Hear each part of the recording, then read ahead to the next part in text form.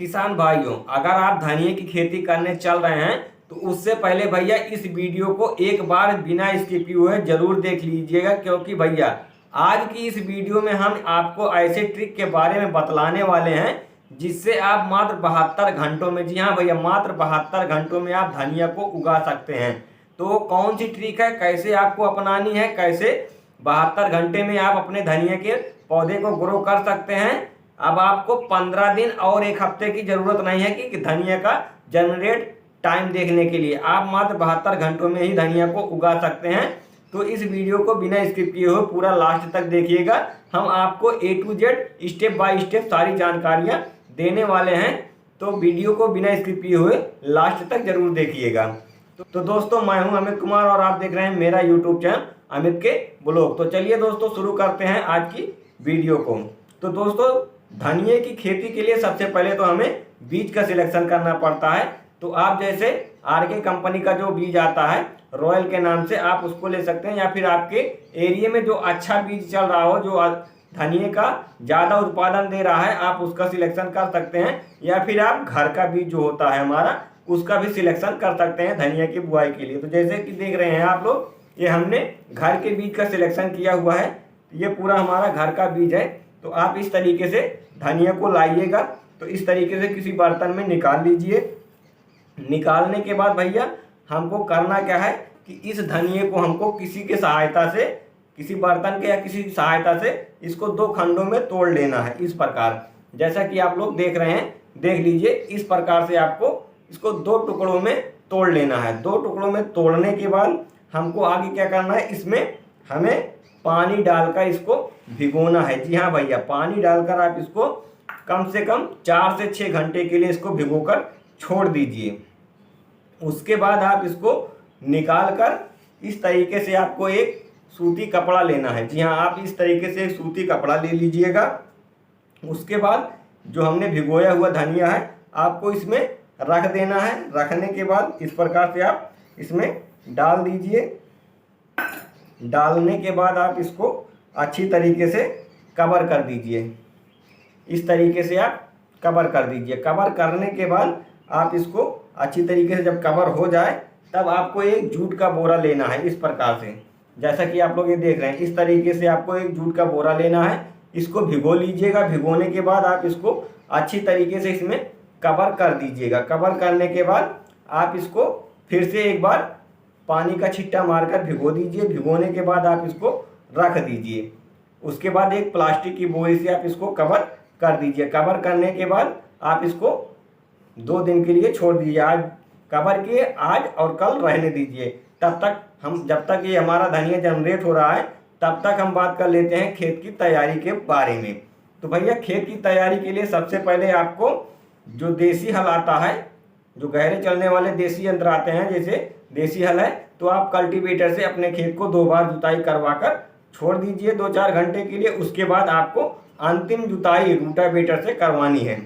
तो जब हम रूटावेटर से जुताई करवा रहे हैं, तब हमें उसमें बेसल डोज डालना बहुत ही ज़्यादा ज़रूरी है, ताकि जो हमारा धनिया का जमाव हो तो वो ठीक तरीके से ग्रो कर सके और हमारा धनिया अच्छी तरीके से बढ़वार भी ले सके। तो उसके लिए हमें कौन से बेसल डोज को डालना है, तो भैया सबसे पहले तो अगर आपके यहाँ अगर गोबर की सड़ी हुई खाद है तो आप उसको डाल सकते हैं अपने खेतों में। अगर नहीं है तो कोई बात नहीं, हम आपको रासायनिक खादों के बारे में बता दे रहे हैं, आप उसको डाल सकते हैं अपने खेतों में। तो 1 एकड़ में आपको SSP खाद लेना है, पाउडर फार्म वाली, 50 किलोग्राम या फिर 40 किलोग्राम। 40 से 50 किलोग्राम आप 1 एकड़ में ले सकते हैं। SSP खाद जो पाउडर फार्म वाली आती है, आप उसको लीजिएगा। साथ में आपको लेना है DAP खाद, जो आप डाई बोलते हैं, आपको डाई लेना है 40 से 45 किलोग्राम 1 एकड़ में। और साथ में आपको लेना है MOP खाद, यानी पोटाश जो आता है, आप इसको ले सकते हैं 20 से 25 किलोग्राम। जी हाँ भैया, बस इन्हीं 3 खाद हैं जिनको आप अच्छी तरीके से मिला लीजिएगा। मिलाने के बाद आप पूरे खेत में छींटकर अंतिम जुताई रूटावेटर से करवा लीजिए।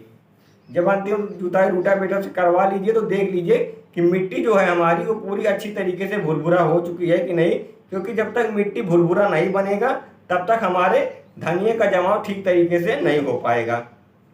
तो मिट्टी को भुरभुरा बनवा कर आप उसके बाद पाटा लगवा कर पूरे खेत को समतल करवा लीजिए। अब बात आती है दोस्तों इसकी बुआई कैसे करें। तो बुआई भैया दो तरीकों से होती है। पहली मेड़ विधि से आप बेड बनाकर भी इसकी बुआई कर सकते हैं और दूसरी आप इसको क्यारियों में भी बुआई कर सकते हैं। तो अगर आपके यहाँ पानी की उत्तम जल निकासी की व्यवस्था है तो आप क्यारियों के माध्यम से खेती कर सकते हैं, और अगर आपके यहाँ बरसात का पानी भर जाता है तो आप मेड़ विधि यानी बेड विधि से धनिया की खेती कर सकते हैं। तो अगर आप बेड विधि से धनिया की खेती कर रहे हैं तो आपको जो बेड बनवाना है वो 1 से 1.5 फीट बेड की चौड़ाई रखनी है और 6 इंच लगभग आपको बेड की ऊंचाई रखनी है। तो इस प्रकार से आप बेड बना सकते हैं, या फिर अगर आप क्यारियों के माध्यम से खेती कर रहे हैं तो आप 5 बाई 8 का क्यारियाँ बनवा लीजिए कि 5 फीट आपका चौड़ा क्यारी रहे, उसके बाद 8 फीट उसकी लंबाई रहे। तो इस प्रकार से आप धनिया की बुआई करने के लिए खेत को अपने तैयार कर लीजिए। डिसाइड कर लीजिए आपको मेड़ विधि से करना है या फिर क्यारियों के माध्यम से करना है।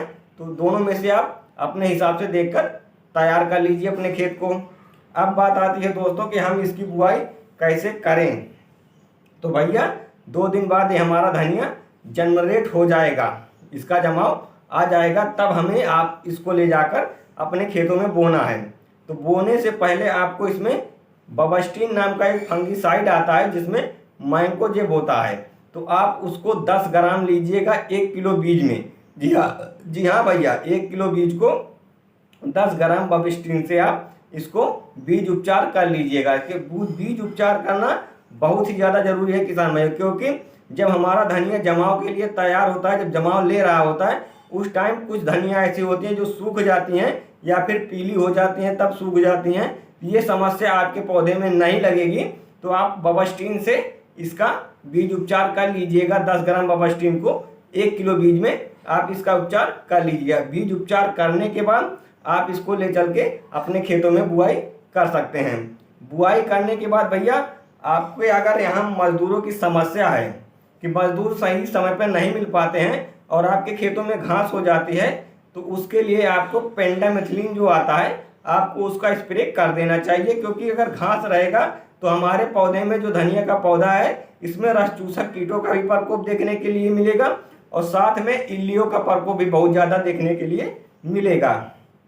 तो उसके लिए आपको पेंडामेथिलीन जो स्प्रे करना है कि घास ना उगे, तो आपको 15 लीटर पानी में 25 से 30 ml लेना है। जी हाँ भैया, ज़्यादा नहीं लेना है, 25 से 30 ml 15 लीटर पानी में आपको स्प्रे करना है। तो आप 15 लीटर पानी में 25 से 30 ml लेकर आप पूरे खेत में स्प्रे कर दीजिएगा। उसके बाद आपको सिंचाई कर देनी है।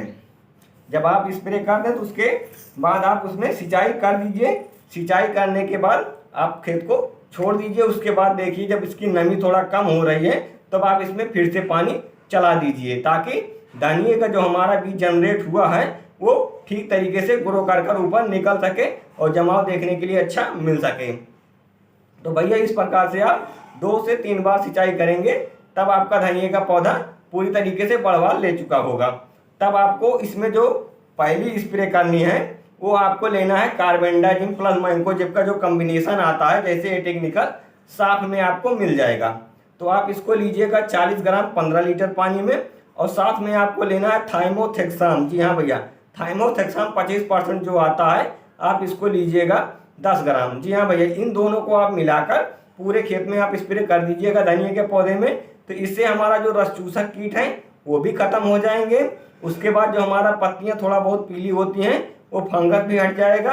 और जो आपको सेकंड स्प्रे करना है उसमें आपको लेना है एमाबैक्टीन बेंजोय 5% जो आता है आप उसको लीजिएगा, और साथ में आपको लेना है साइमोक्सिनिल प्लस मैंकोजेब का जो कॉम्बिनेशन आता है, जैसे कि ये कार्जाट फंगिसाइड में आपको ये टेक्निकल मिल जाएगा या फिर मेडको में आपको ये टेक्निकल मिल जाएगा। तो आप इसको लीजिएगा और इसको 40 ग्राम आपको लेना है। जो हमने आपको एमाबैक्टीन बेंजोय बताया उसको आपको 10 ग्राम लेना है। इन दोनों को आप मिलाकर फिर से अपने धनिया के पौधे में स्प्रे कर दीजिएगा।